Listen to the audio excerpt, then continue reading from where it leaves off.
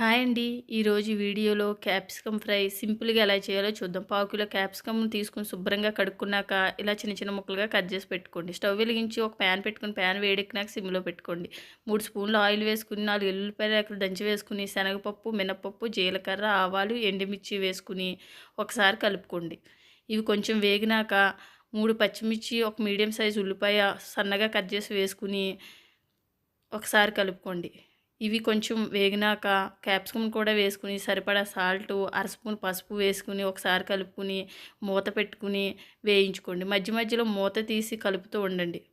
పూర్తిగా క్యాప్సికమ్ వేగినాక ఒక స్పూను కారం వేసుకుని ఒకసారి కలుపుకొని మళ్ళీ మూత పెట్టండి. ఒక 5 నిమిషాల తర్వాత మూత తీసి 3 స్పూన్ల శనగపిండి వేసుకోండి. వేసుకుని సిమ్‌లో పెట్టుకుని వేయించుకోండి. ఇలా శనగపిండి వేయడం వల్ల కూర చాలా టేస్టీగా ఉంటుంది. తప్పకుండా ట్రై చేయండి. ఒక 5 నిమిషాలు మగ్గించుకుంటే సరిపోతుంది. క్యాప్సికమ్ ఫ్రై రెడీ అయింది. ఈ వీడియో మీకు నచ్చినట్లయితే లైక్, సబ్స్క్రైబ్ చేసుకోండి. Thank you for watching. Bye bye.